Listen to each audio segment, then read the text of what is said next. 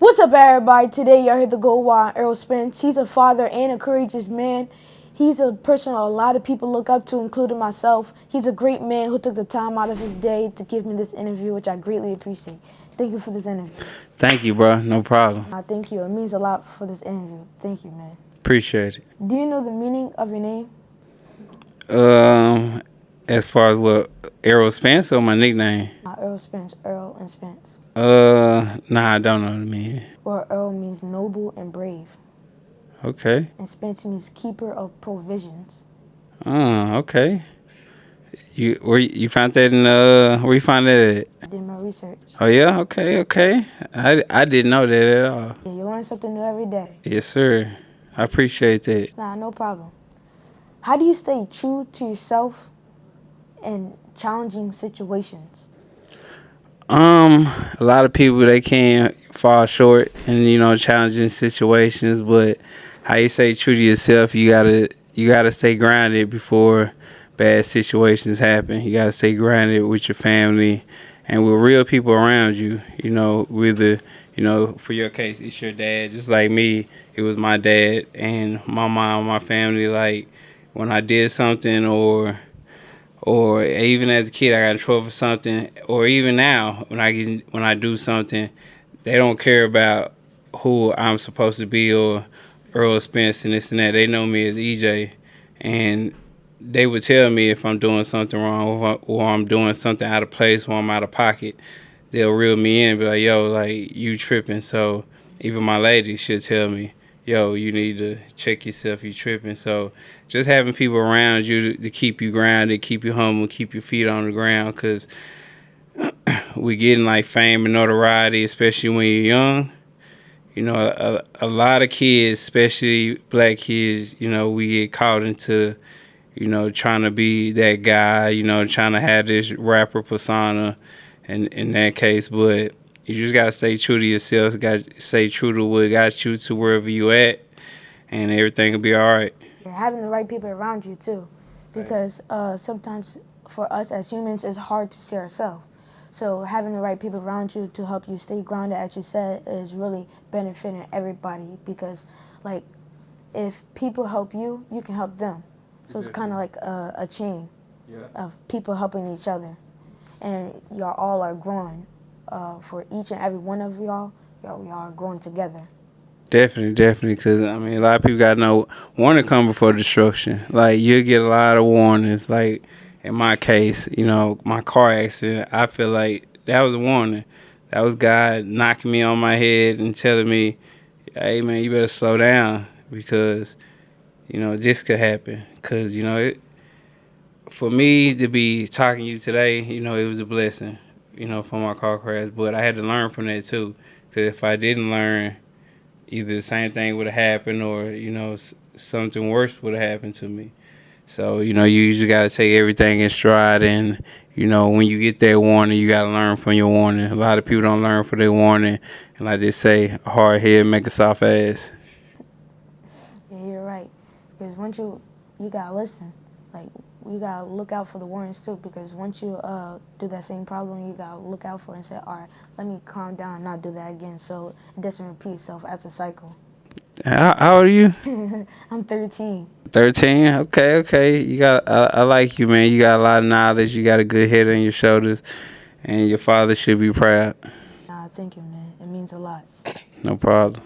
How do you know when to let go of pain? And if you've been at that point in your life where you had to let go of pain, if you've been at that point, can you tell my followers or the people that's watching this video how to do it? What kind of pain you talking about? Like mental pain, like you could, let's say you lose a family member, anything, God forbid, you lose a family member and you got that pain. It's not physical pain, but mental pain. Yeah. You got that mental pain, you don't know how to let go of it. Like, is there a right time? Like, how do you let go of it? I mean, it really depends on the person, but, a lot of people can use that pain as fuel. Like, I would say, when Mike Tyson fought, who did Mike Tyson lose to? Buster Douglas. Yeah, when Mike Tyson lost to Buster Douglas lost his mama during training camp.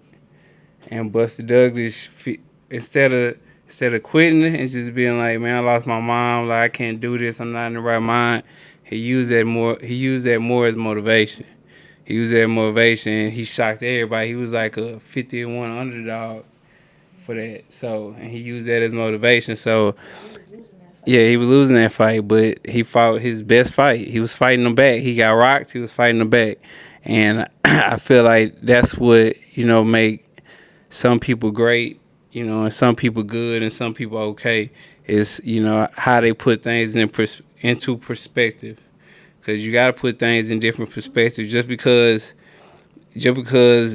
something may happen, or somebody got killed, or anything, it's how you put, or a bad situation happened to you. It's about how you put that in your perspective and be like, are you gonna learn from that, or are you just gonna keep letting stuff like that happen? So, I feel like it's all about changing your perspective on things. Just because somebody died, like my grandma died, she was 92 years old.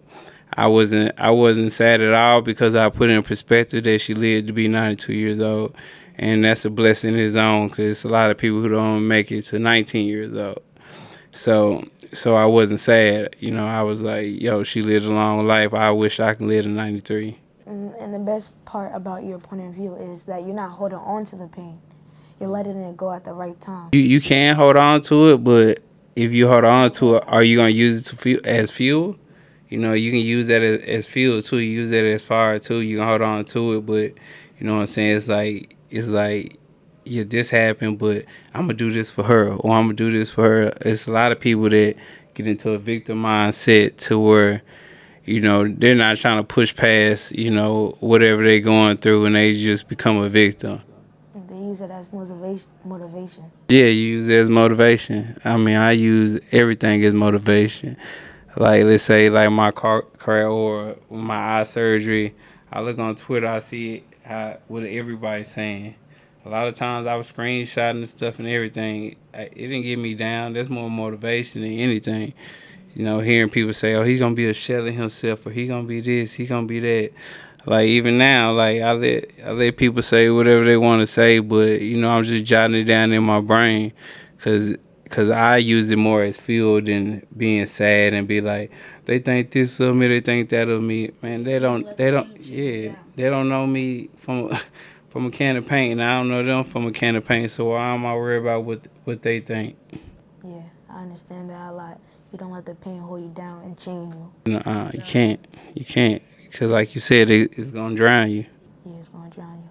And not to keep it too long, my last question is always the same question. Without the money, cars, or jewelry, even without family, respectfully, how do you find happiness within you and can't bring family up respectfully?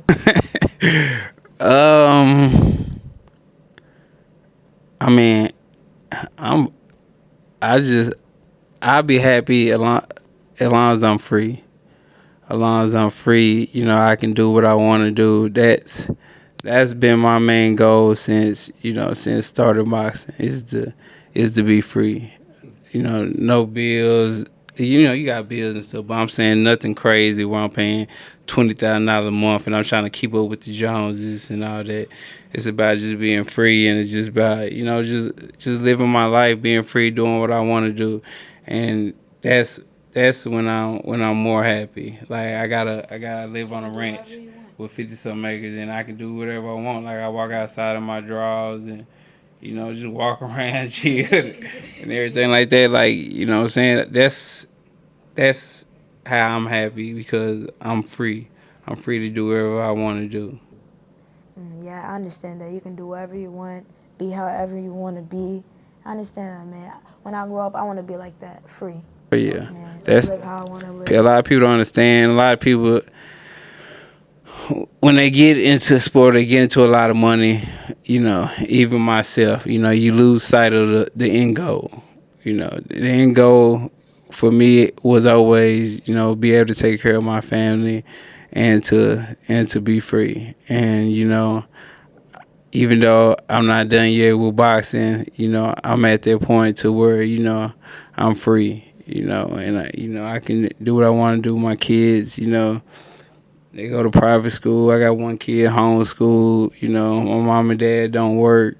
So you know, that's that was my always my end goal, making sure my mom and dad is okay. You know, I give my kids, you know, not the best life, but I give them all the tools they need to be successful once they get older. Yeah, well, I understand. Well, thank you for this interview, man. I I appreciate it, man. Thank you. Thank you, man. You're a smart. You're a smart dude, man. I appreciate you, man. I'm homeschooled too. Oh, you homeschool too? Yeah, it Okay. gives me time to work on myself and do interviews. Yeah, because And pops. cause a lot of people don't realize, man, like going to school 8 hours a day. That's you basically wasting your whole day. You go to school 8 hours a day. You gotta do homework and this and that. You gotta be in bed by 8 to wake up at 6 in the morning. Like my son wake up, he 5 years old. He homeschooled. He wakes up. He wake up whenever he get ready, cause his school's at 9:30. But he go to bed like 7, 8 o'clock. And I don't wake him up. He wake up when he ready to wake up, and then he had 3, 4 hours of school, and then we do extracurricular activities because I want my son to learn how to. I want him to farm. I want him to learn how to grow his own food. I was just want him to be self-sustainable. Well, thank you for this interview. I appreciate it, man. I appreciate it, Well, man. you heard it from the man himself, Errol Spence. Oh yeah, I'm a fan, man. I'm a fan. Nah, thank you. Real smart.